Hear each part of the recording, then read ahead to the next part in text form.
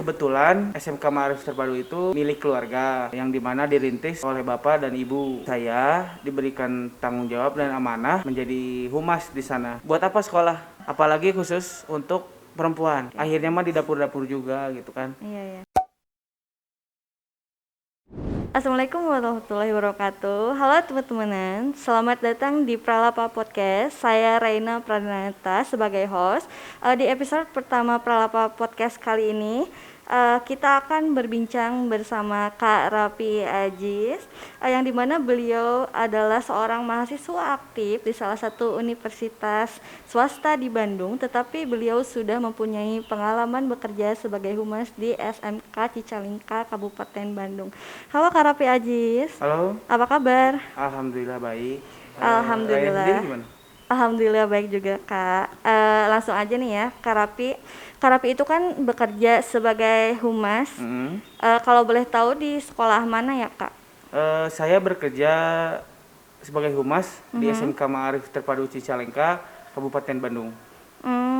Oke. Kalau boleh tahu Kak Rapi ini udah berapa lama sih kerja sebagai humas di sana?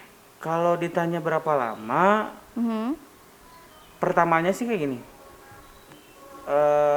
Kebetulan SMK Ma'arif Terpadu itu milik keluarga. Oke. Yang dimana dirintis oleh bapak dan ibu. Nah, saya diberikan tanggung jawab dan amanah menjadi humas di sana. Lebih tepatnya dikasih tanggung jawab, dikasih pekerjaan itu setelah masuk kuliah. Mungkin 2018 mulai menjadi seorang humas di sekolah. Gitu. Berarti baru-baru ini ya Kak? Iya, kalau misalkan ya mungkin 2-3 tahunan lah. Soalnya pas SMA juga memang sudah terjun ke sekolah. Cuman belum dikasih tanggung jawab. Cuman dikasih kepercayaan untuk megang eskul futsal. Oke. Jadi kenapa sih Kak Rapi bisa mengambil keputusan untuk bekerja di situ? Kan Kak Rapi statusnya tuh masih sebagai mahasiswa aktif ya? Iya. Iya, kenapa Kak?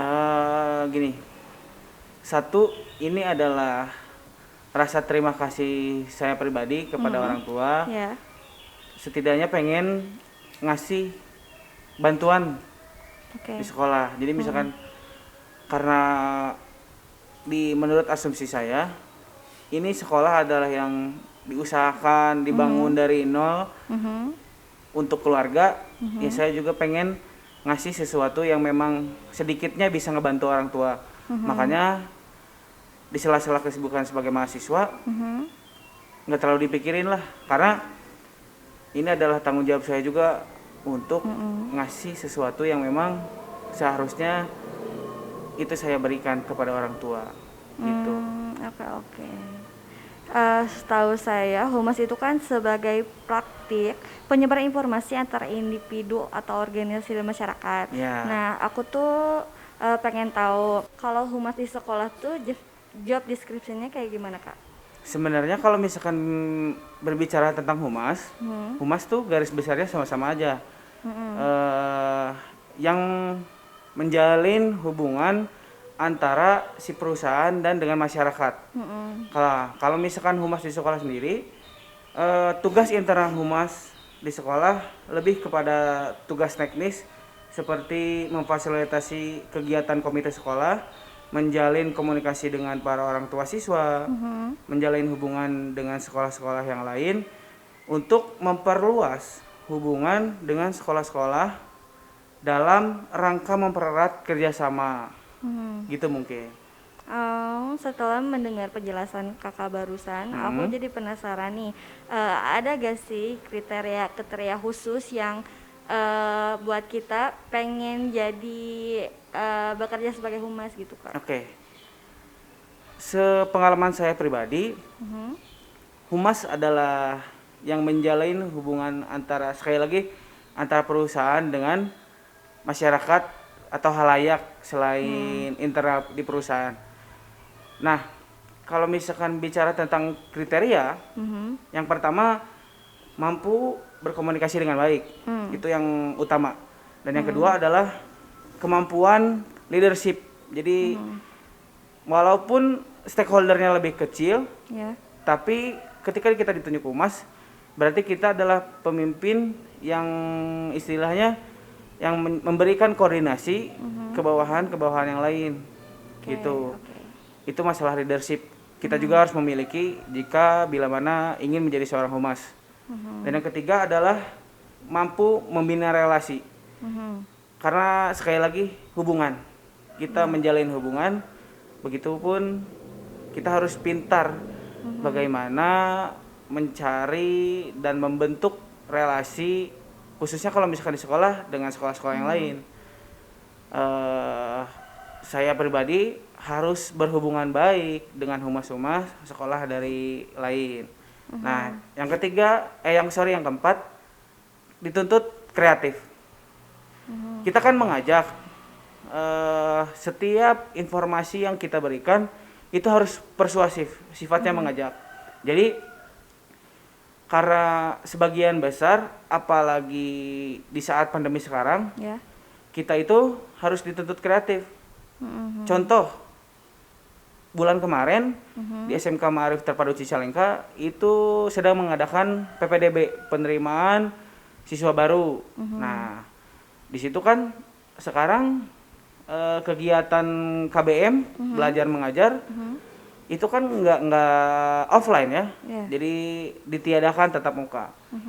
Di situ memang menjadi tantangan terbesar menjadi seorang humas. Gimana kita mengemas promosi agar tetap menarik minat siswa-siswi calon siswa-siswi dan tetap memberikan kepercayaan kepada orang tua,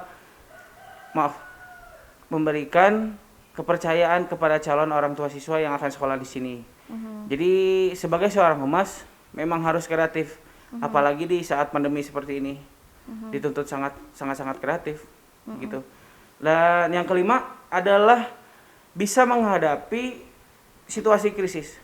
Seperti yang tadi disebutkan, seperti pandemi seperti ini, memang semua lini pasti terdampak, khususnya di sekolah. Jika misalkan bicara tentang tingkat kepercayaan tingkat kepercayaan orang tua, khususnya sekarang sudah terbentuk stigma daripada sekolah, karena sekolah mungkin si orang tua sendiri menilai bahwa kurang efektif sekolah, jadi udah di rumah aja, belajar mah di YouTube lah. Nah, itu adalah tantangan terbesar buat saya pribadi dan tim humas di sekolah. Jadi bagaimana tetap mempertahankan kepercayaan seorang orang tua siswa agar menitipkan anaknya ke sekolah, gitu.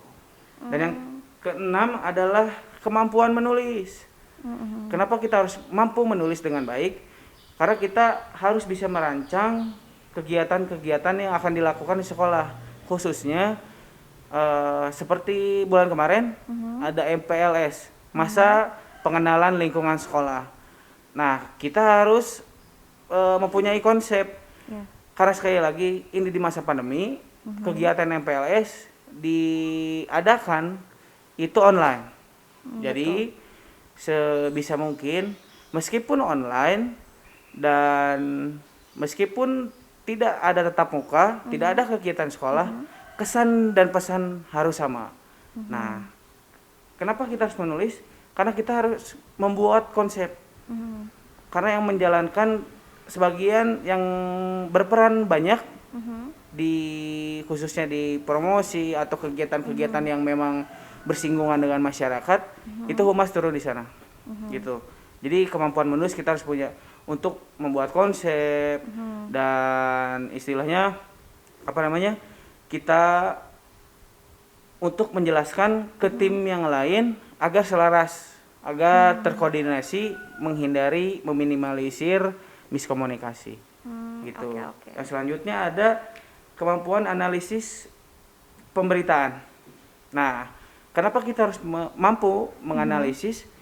Karena jika kita mampu menganalisis pemberitaan, otomatis kita bisa juga mengambil kebijakan-kebijakan, di mana kebijakan-kebijakan tersebut jangan ada yang namanya kesalahan dalam artian misalkan MPLS, karena pesan dan kesannya MPLS online kurang berkena, atau misalkan ya kalau anak-anak bilang kurang seru gitu ya. Tapi karena kita harus mengikuti dan melaksanakan program pemerintah untuk mencegah penyebaran COVID-19, mau bagaimanapun caranya kita harus tetap mengikuti aturan yang ada. Nah, kemampuan analis pemberitaan adalah kita bagaimana menyesuaikan kondisi di luar untuk diterapkan di sekolah. Mungkin itu manfaatnya dengan kita bisa menganalisis pemberitaan. Yang terakhir adalah pandai bernegosiasi. Gini, kenapa harus sebagai seorang humas kita harus pandai bernegosiasi? Karena di SMK Ma'arif Terpadu sendiri ada 3 jurusan. Ada teknik jaringan komputer, akomodasi perhotelan, dan multimedia. Nah, di situ di saat anak-anak kelas 11 ada namanya PKL. Jadi seperti apa ya? Kalau di gitu. sekolah menengah kejuruan sendiri, si anak-anak disiapkan mempunyai kemampuan setelah beres sekolah mereka bisa bekerja. Jadi kita siapkan kemampuan-kemampuan itu di mana ketika beres sekolah anak-anak siap bekerja dengan kemampuan sesuai bidang yang mereka pilih. Nah, apa manfaat seorang humas bisa bernegosiasi? Karena saat PKL kita meminta bantuan ke berbagai macam perusahaan, khususnya misalkan katakan contoh di jurusan TKJ. Jika seorang humas tidak pandai bernegosiasi saat kita meminta bantuan ke salah satu perusahaan untuk menitipkan anak-anak saat PKL, mungkin tidak akan diterima. Nah, di situ manfaat seorang humas harus dapat bernegosiasi. Mungkin itu. Kalau boleh tahu, Karapi ini mahasiswa tingkat berapa sih, Kak? Saya tingkat 7. Oh, berarti udah tingkat akhir ya? Iya, udah tingkat akhir. Nah, kayak misalkan mahasiswa tingkat akhir kayak kita nih, pasti lagi sibuk-sibuknya kan. Aku tuh pengen tahu gimana sih cara Karapi memanage waktu aktif sebagai mahasiswa dan aktif juga sebagai humas di sekolah. Gini, metode yang saya lakukan untuk nge-backup kedua kesibukan ini, kayak misalkan contoh gini, dosen ngasih tugas itu hari Senin, saya usahakan hari Selasa atau paling ngaret hari Rabu itu harus sudah beres, itu tugas kuliah. Nah, jadi bila mana ada tugas juga khususnya untuk karena saya sebagai humas di sekolah, untuk nge-backup tugas kuliah dari hari misalkan ya hari Senin, hari Selasa tuh sudah beres. Nah, hari berikutnya itu kan tinggal fokus ke pekerjaan. Nah, itu sih sekali lagi walaupun kita kuliah nggak ada halangan kalau misalkan memang kita mau kerja gitu. Kalau kitanya niat itu pasti bisa ya. Sekali lagi itu memang benar. Kalau emang udah niat, apapun tantangan yang akan dihadapi bisa dijalani. Setelah mendengar penjelasan kakak barusan, ada gak sih satu momen yang Karapi nggak lupain? Kayak misalkan apa ya? Karapi tuh pernah ngehadapin orang tua siswa atau gimana gitu di sekolah? Wah, kalau misalkan momen banyak sekali, banyak sekali. Cuman yang tidak terlupakan ada satu. Apa tuh? Ini, pada saat itu saya ditugaskan oleh sekolah hadir ke suatu daerah di mana yang memang si daerah tersebut tingkat kepercayaan terhadap pendidikan itu sangat kurang. Seperti yang tadi saya notice di awal, ada orang tua yang bilang Jang naon pakai bahasa Sunda sedikit ya. Oke, nggak apa-apa. Jang naon sekolah gitu kan. Kalau misalkan bahasa Indonesianya, buat apa sekolah? Apalagi khusus untuk perempuan. Ada akhir nama di dapur-dapur deui. Okay. Akhirnya mah di dapur-dapur juga gitu kan. Iya. Nah, di situ saya coba bersosialisasi mengenai pendidikan kepada orang tua ke orang tua tersebut. Ibu, saya nggak apa-apa pakai bahasa Sunda sedikit. Nggak apa-apa. Ibu punten kumargi kieu ayeuna teh tos lebet ka era modernisasi di mana urang ge pendidikan teh kedah tertata sedemikian rupa. Ayeuna kieu Ibu, kumargi anak Ibu teh tiasa masa depanna masih panjang. Komo deui ditunjang dengan pendidikan yang baik. Siapa tahu punten sanes ngaeukeun. Seueur Ibu contoh-contoh seorang perempuan dapat berbicara banyak di kancah dunia. Banyak kan contoh-contoh tentang seorang perempuan yang berhasil di dunia bisnis, karir dan sebagainya. Nah, saya mencoba memberikan masukan hal itu kepada orang tua tersebut dengan ngobrol panjang lebar. Di situ si ibunya nangis. Kenapa bisa sampai gitu? Terus bilang, leres ya cekak.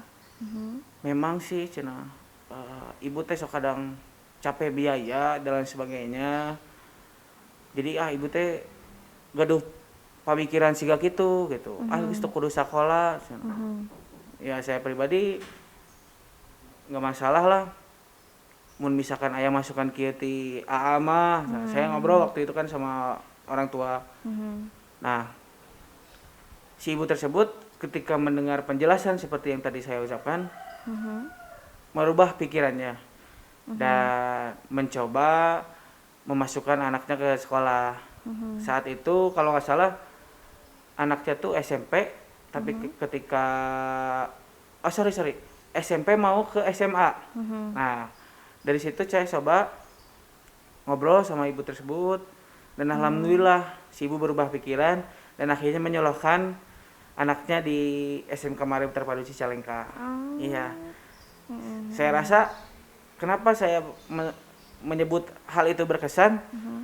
Ternyata dari sebuah pesan itu bisa menyelamatkan yang tadinya, mohon maaf bukan merendahkan, yang tadinya si anak ini ya kita katakan tidak akan tergerus oleh pendidikan, tapi dengan komunikasi yang baik, dengan penginformasian yang baik, itu bisa merubah. Dan akhirnya alhamdulillah si anak ini bisa bersekolah dan justru anak ini dapat berprestasi khususnya di bidang akademik. Dia pernah, kan kalau misalkan di sekolah menengah kejuruan itu ada jurusan lebih ke inti dari jurusannya, misalkan katakan perhotelan. Nah si anak ini masuk ke jurusan perhotelan. Si anak ini berprestasi di lomba making bed di salah satu hotel. Nah ternyata apa yang dulu ibunya ragukan, tapi ternyata anak ini bisa berbicara banyak dengan menorehkan beberapa prestasi untuk sekolah khususnya dan bisa membanggakan keluarganya. Gitu. Itu sih yang membuat saya berkesan. Ternyata apa yang bisa saya sampaikan dapat merubah nasib atau merubah kondisi seseorang. Begitu. Oke. Pengalaman yang sangat menarik ya Kak Raffi. Suka dukanya di sekolah kayak gimana Kak? Suka dukanya sekali lagi banyak juga. Kayak misalkan kalau sukanya, karena saya pribadi di kuliah di jurusan ilmu komunikasi, saya pribadi juga senang ngobrol sama banyak orang, karena dengan banyak mengobrol, saya mendapatkan insight-insight baru, khususnya ya mungkin pengetahuan, kayak misalkan dengan kita sering ngobrol, untuk saya apalagi di jurusan komunikasi kan itu secara tidak langsung melatih cara saya berkomunikasi. Betul. Itu satu.